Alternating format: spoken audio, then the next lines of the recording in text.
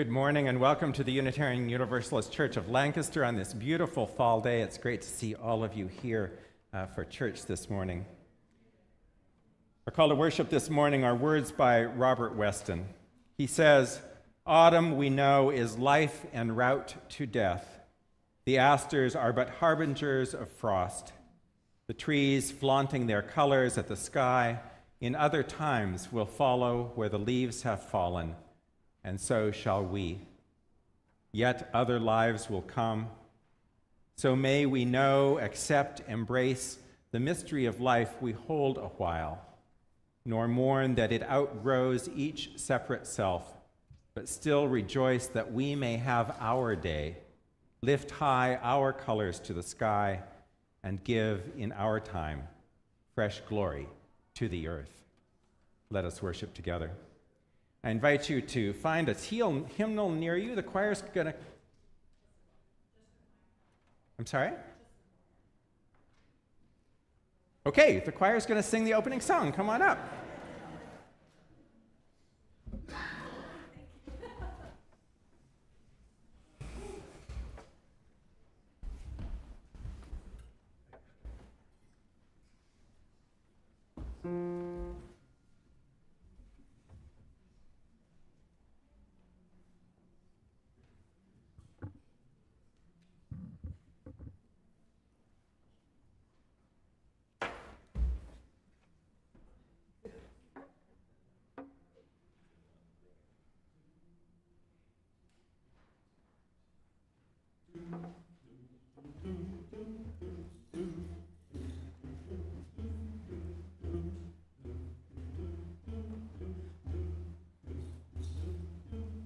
Listen more often to things than to beings.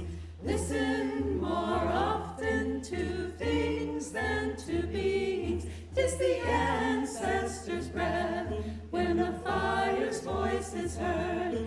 'Tis the ancestors' breath in the voice of the waters.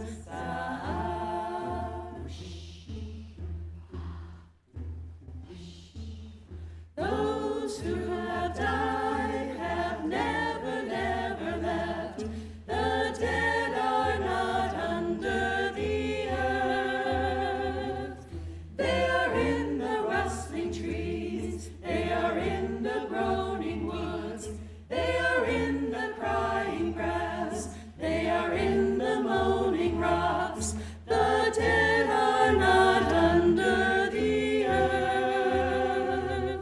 So listen more often to things than to beings. Listen more often to things than to beings. 'Tis the ancestors' breath when the fire's voice is heard. 'Tis the ancestors' breath in the voice of the waters.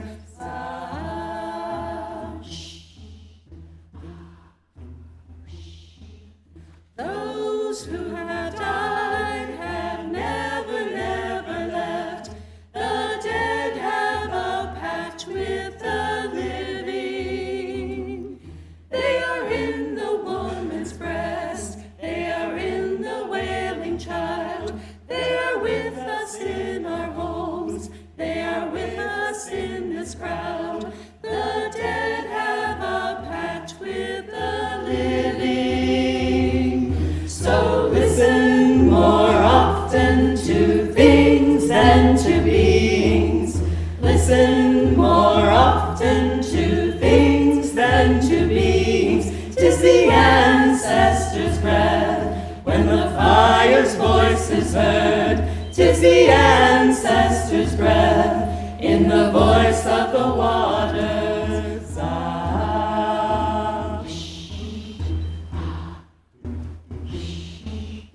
Listen more often to things than to beings. Listen more often to things than to beings. 'Tis the ancestors' breath when the fire's voice is heard. 'Tis the ancestors' breath in the voice of the waters.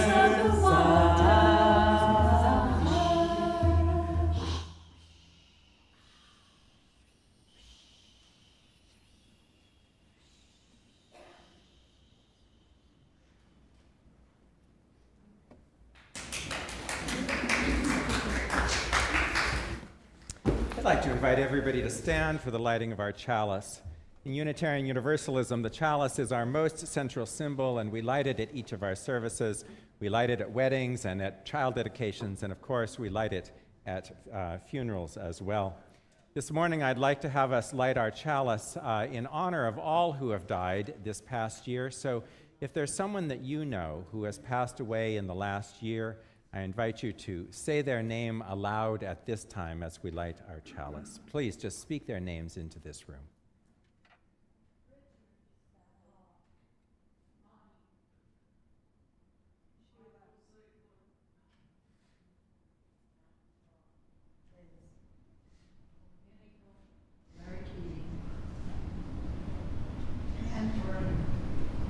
Eugene.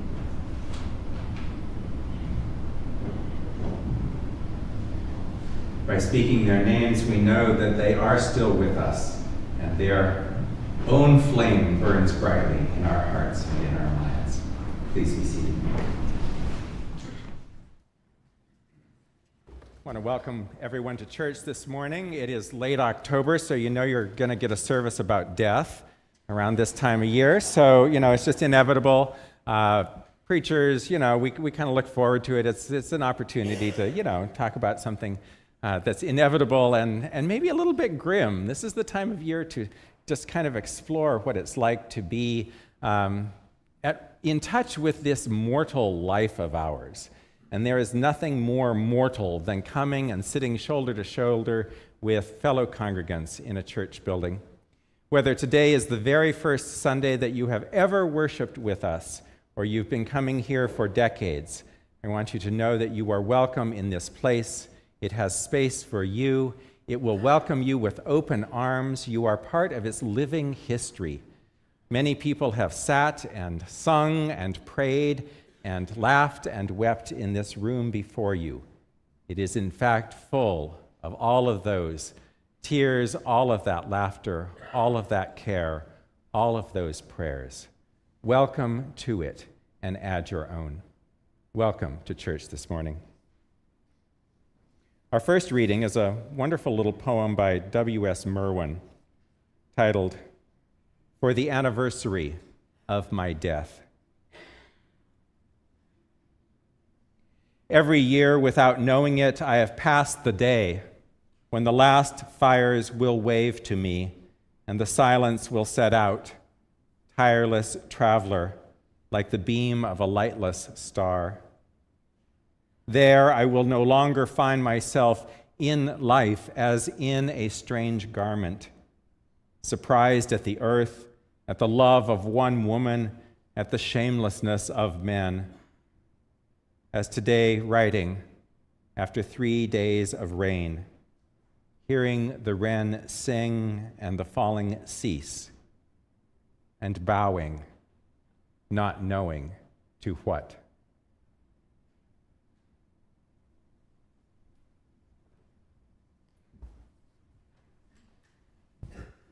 Turn now in your hymnal to number 720 for the responsive reading. I'll give you a moment to find it. I will begin, and then the congregation will read the italics. We remember them. In the rising of the sun and in its going down, we remember them.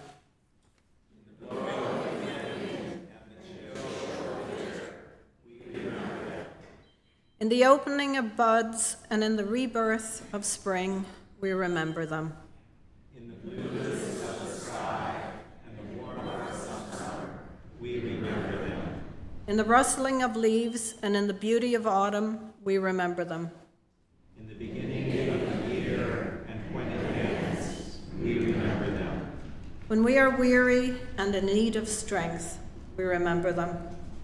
When we are lost and sick at heart, we remember them. When we have joys we yearn to share, we remember them. So long as we live, they too shall live, for they are now a part of us as we remember them.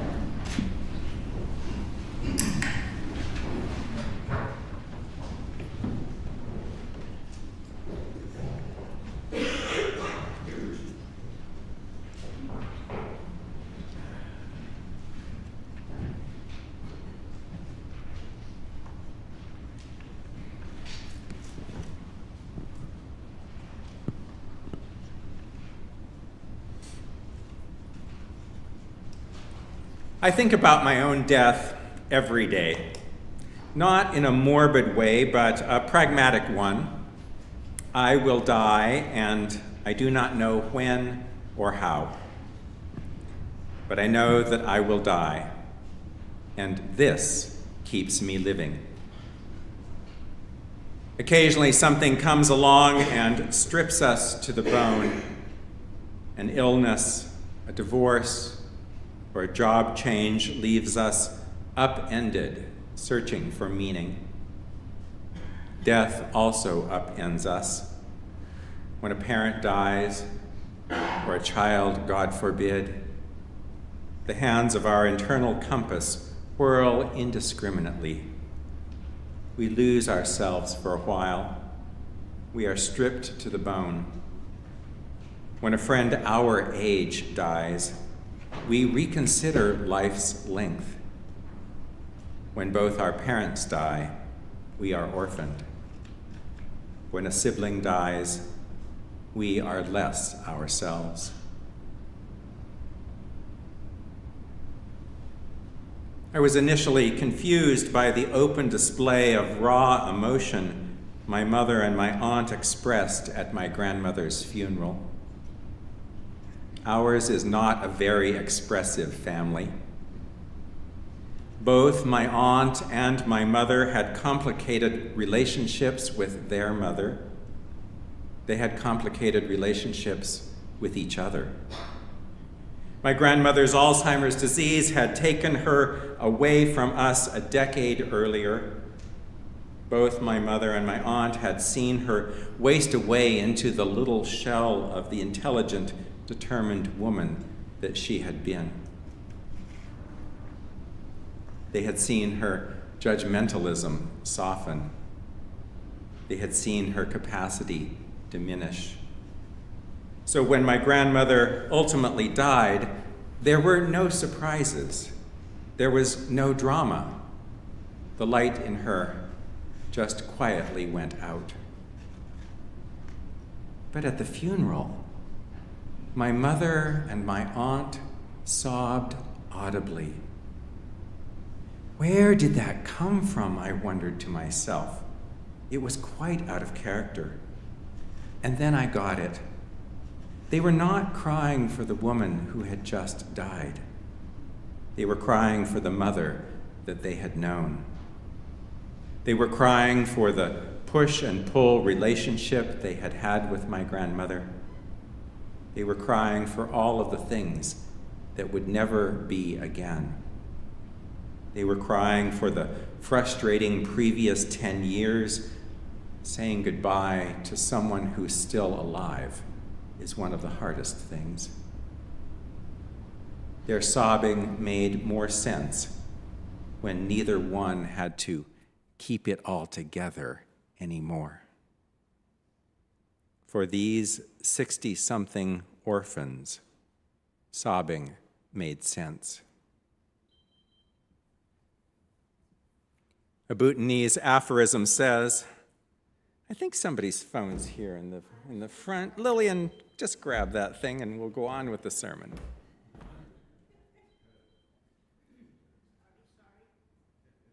Technology is usually our friend.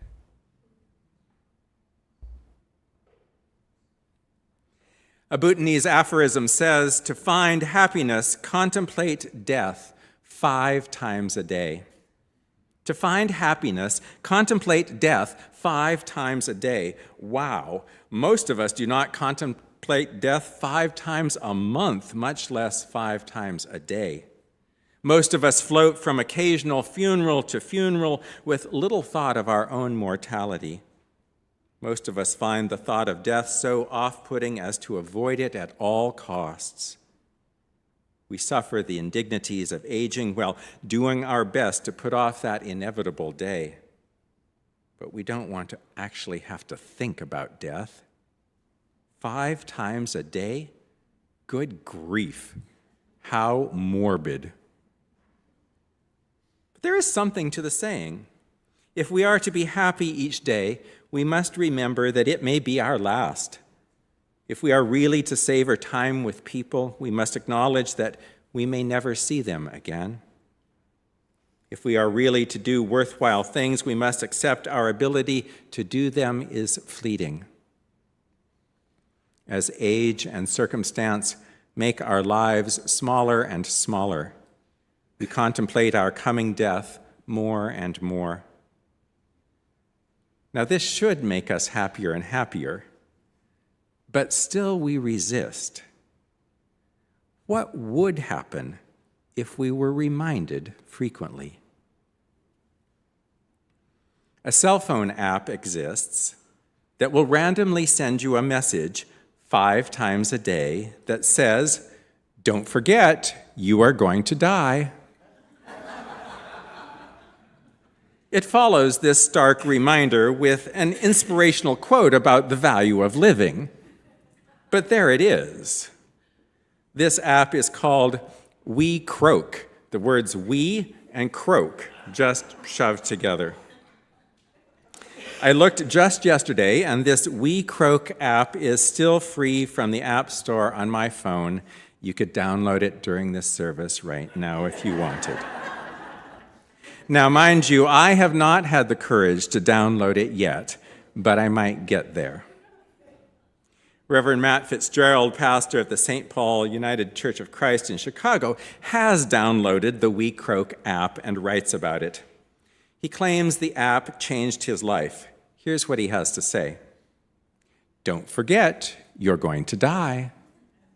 5 times a day sounds excessive, almost gleeful, like a dog rolling in a rotten fish. But if you've been refusing the reality of death for years, an occasional reminder is easy to bat down. We Croak inflicts a cumulative wallop, he says. If you have feelings about death, it will intensify them. We Croak will let you contemplate mortality in the abstract, but it won't let you stop at the conceptual. It will force you to consider the grave personally. It doesn't happen immediately, he says. The app's effect unfolds like a slow-motion bomb, wrecking whatever defenses you've erected to protect yourself from death's sting. The bizarre thing is, We Croak made me happy as it blew me apart. This app gets weird and intensely personal. It will mess with you. After 6 weeks with the app, I felt calm, relieved. We Croak named the object of my dread and then sucked the threat right out of it. Now, Fitzgerald is onto something. Once we face our dread, it loses its power. Once we can live with death, we need not fear it so much.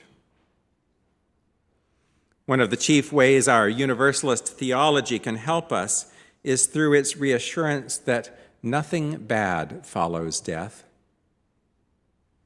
We UUs will likely never agree on what happens after we die, but we do agree that there is no hell. There simply is no hell. Any hell humans experience plays itself out in the injustices of this world, in the here and now. By removing the fear of divine punishment after death, the Universalists freed us all to live more fully. No longer could the sufferings of this world be excused as just a prelude to a better life. No longer was heaven an acceptable substitute for misery here on earth. We did not have to wait for glory. Once the threat of eternal punishment was gone, the Universalists could focus on creating more joy now, and that's exactly what they did. For you see, happiness is like faith. It can be practiced. It must be practiced. If we are careless and sloppy with the days that we have been given, thoughts of death will haunt us. But if we live each moment as if we might die the next, a potent happiness sinks in. We become drenched in meaning. we feel stunned by joy. Another regrettable thing about death, John Updike says, is the ceasing of your own brand of magic, which took a whole life to develop and market. And that is what I think we fear most, the loss of us. It is what we grieve so much at a funeral, the loss of another person. And think of all the ways that we try to ensure that something of ourselves goes on. We found organizations, we give bequests, we write books, we want grandchildren, we buy a gravestone. Death keeps us busy trying not to be forgotten. What if we just lived free of all of this legacy thinking instead? What if we concentrated on now? Any talk at a memorial service of someone living on in our hearts and minds is just a reminder that they are dead and we are not. Live, a memorial service shouts. Live before it is too late. Don't waste so much time on things that don't matter. Stop putting off life. After a while, Matt Fitzgerald turned off his We Croak app. Of course, I still use my phone. He writes, my music collection is on it, email must be read, I need Google Maps to tell me where to go. Lately, he says, a different alert keeps popping up. This one asks, how many stars do you give We Croak? The answer is either 0 or all of them. The app made me a better parent, tricked me into part-time Buddhism, stoked the dying embers of my adolescent grief, and made me return to my faith. Instead of stars, We Croak ought to come with a warning, like a chainsaw or prescription medication. Memento Mori. Remember, you will die. Probably not today, but maybe. Probably not tomorrow, but who knows? Happiness is as close as your ability to square this moment with your inevitable death. Happiness comes from knowing you are alive, alive to the beauty and the horror of the world. Happiness comes from knowing you are alive, alive to the joy and the pain, the easy and the difficult, the success and the tragedy. Happiness comes in knowing that you are alive. So be it. Amen.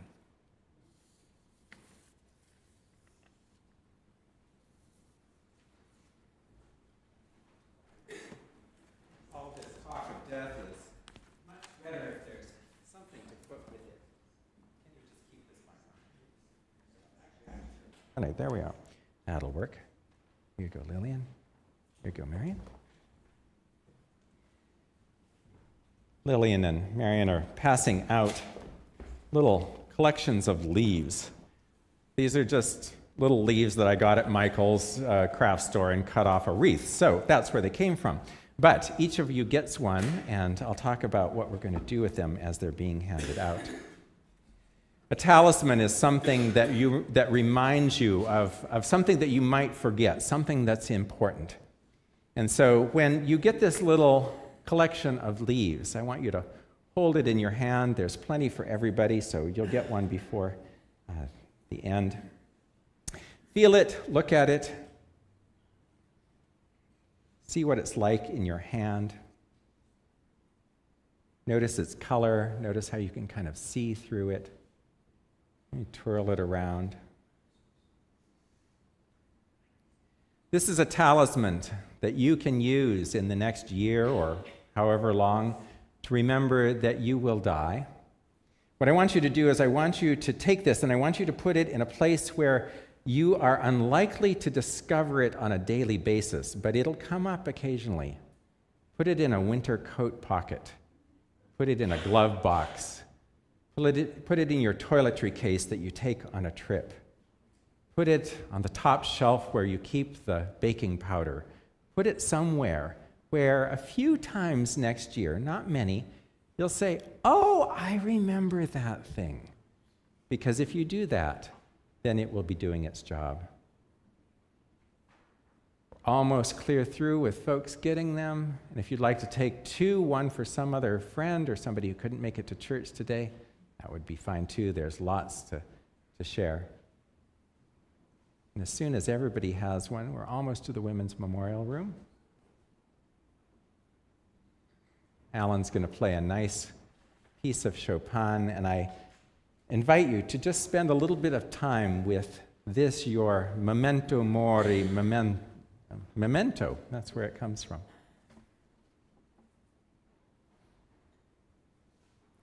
Let us together think not only of our own deaths, but the deaths of all that we know, and by doing so, live better.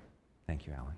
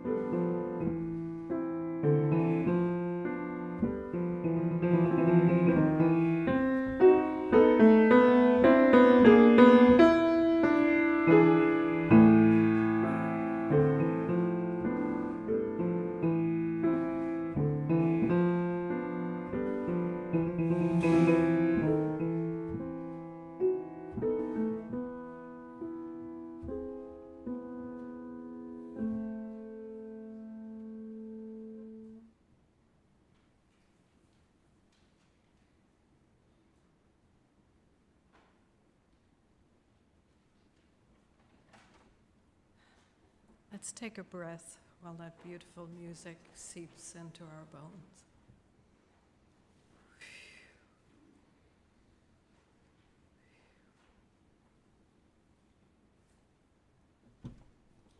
In the pews beside you are people from many different religious backgrounds, or none. We have different views and practices in our search for truth and meaning and how we make sense of the world. I grew up in a small village of Durres on the Sheep's Head Peninsula in the west of Ireland. It had 5 pubs and 3 churches, Catholic, Anglican, and Church of Ireland. For this reflection, I will share a few Celtic practices for remembering the dead and listening to their wisdom. Some you might like to try if they seem meaningful to you. I would also like to share a little about how the Irish Samhain Festival of the Dead and other pagan traditions were absorbed into the early Christian church. October 31, Halloween, as you may know it, began as a harvest festival celebration and also had aspects of honoring the ancestors and remembering the dead. Celebrations began around the 3-day full moon period.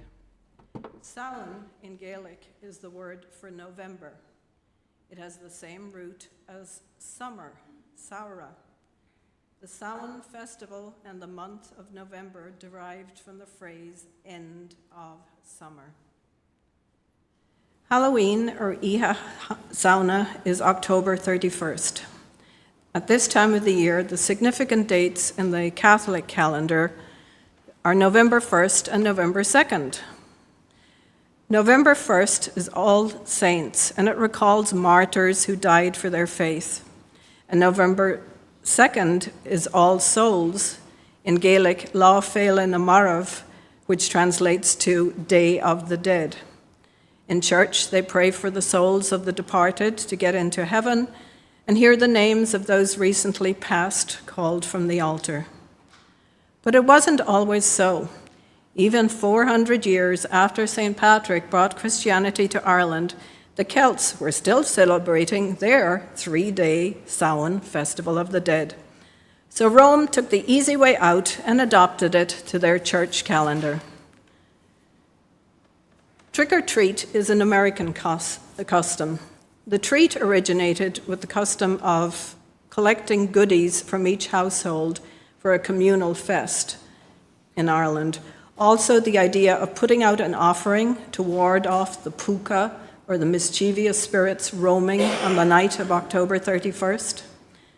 Because that's the night when the veil between the worlds was thinner and the spirits could roam among the living and sit down at the bonfires.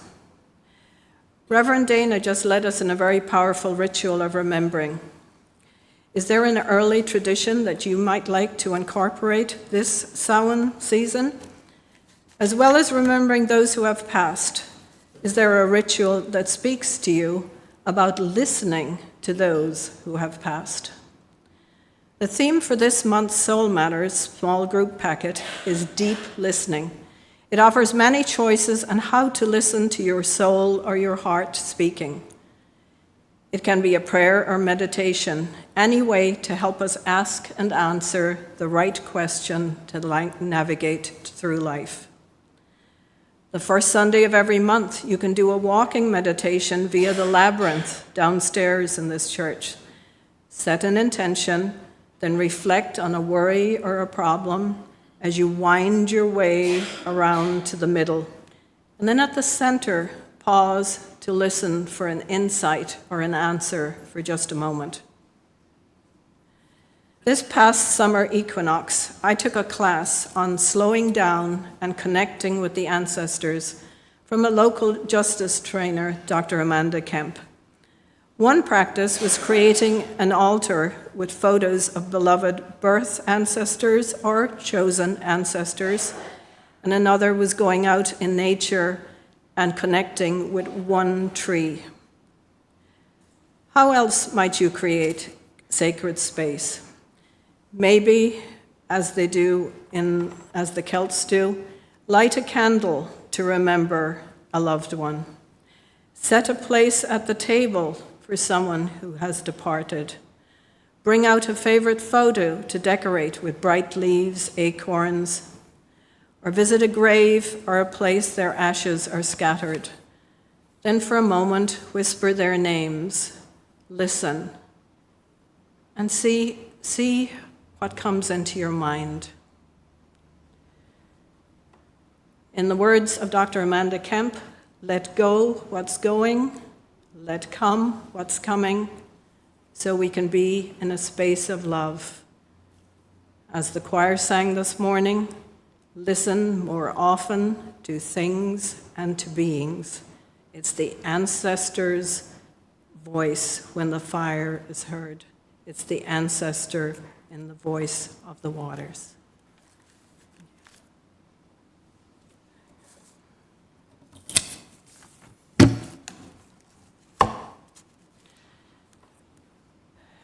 And now this morning, we will collect the offering for the good of this church. And half of the offering is going this month to Meals on Wheels of Lancaster. They deliver healthy meals to housebound individuals, reducing their need to use hospitals or nursing homes or more expensive community-based services. The plates may now be passed. Thank you.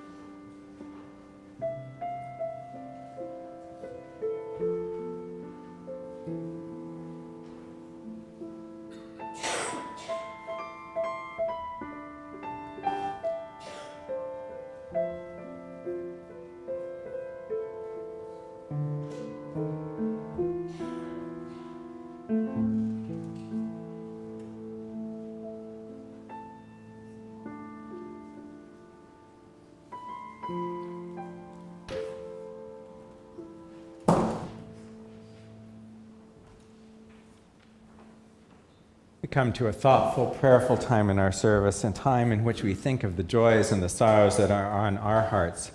And I invite you, if you would like to, come up the center aisle and to place a stone in the sand for whatever is on your heart. If there is someone or something or some place on your heart today, either for joy or for sorrow, please come forward and add a stone. And then we'll sit in silence for a moment and I'll offer a prayer. So please come forward for the stones of joy and sorrow.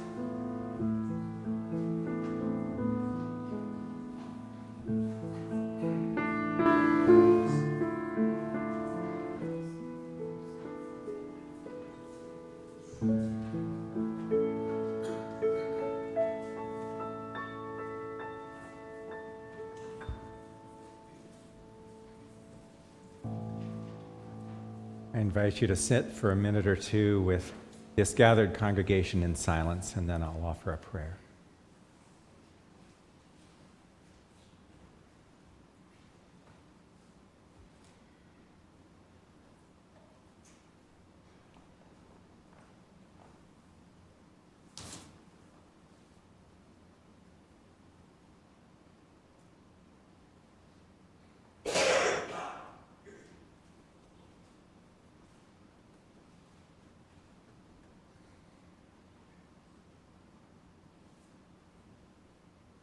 Spirit of life, it is a tender thing to remember one who has died. It is a tender thing to say their name aloud and to place a stone for them or to light a candle. A tender thing. For in remembering those who have died, we remember all of the good qualities of them, their kindness, their generosity, the way they laughed, the way they loved us, the way they worked, and the way they played. And we also remember the less noble things about them, the fights that we had with them, the times we were estranged, the times that we acted selfishly or they acted selfishly, the small hurts, the betrayals, the loss. Knit us together in this world, teaching us over and over and over again that joy and woe are woven fine, that life is never all just good or bad, happy or sad, that in fact, to live in this world, we must be able to incorporate both, and we must be able to live with other people and other beings who incorporate both. At this time when the veil between the worlds is thinnest, may we find strength and inspiration from those who have gone before.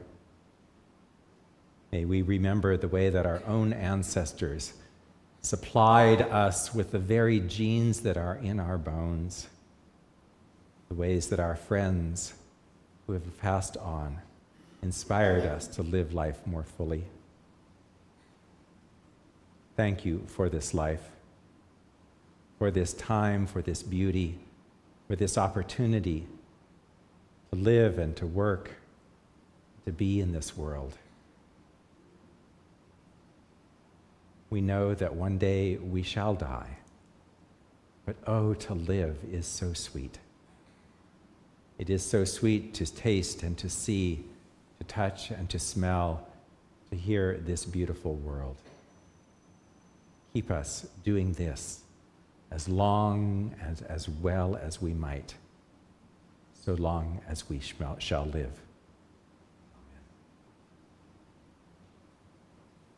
I'm going to invite you to find your gray hymnal, and we'll do the affirmation of faith together. I'm doing it today. Sometimes we trade off with the worship associates. It's right there in the front page of your gray hymnal. We're going to have a town hall this after church at 11:30. I think it's downstairs. It's in Emerson.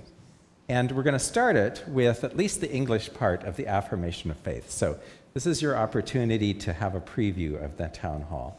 Let us say together our affirmation of faith.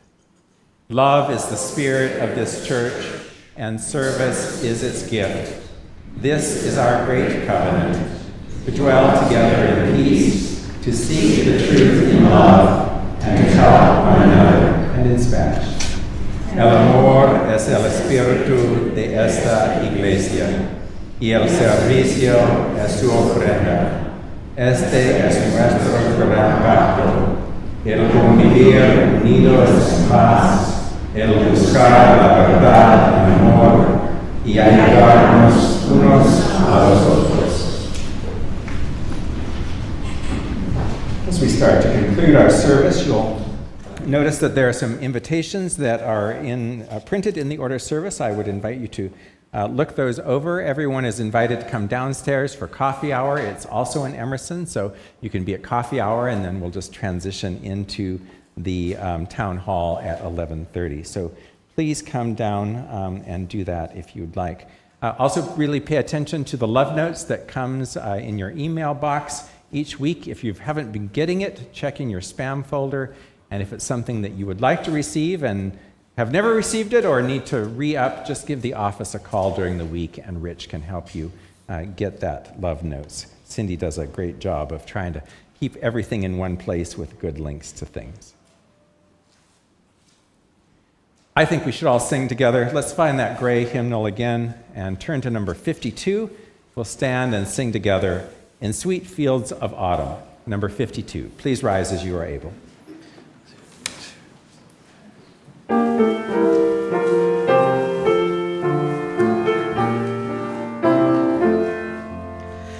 In sweet fields of autumn, the gold grain is falling, the white clouds drift lonely, the wild swan is calling.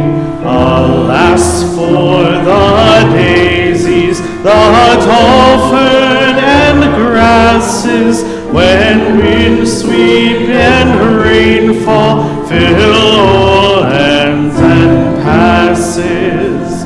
The snow of December shall fill windy hollow, the bleak rain trails after, and March wind shall follow. The deer through the valleys leave print of their going, and diamonds of sleep o'er ridges of sowing.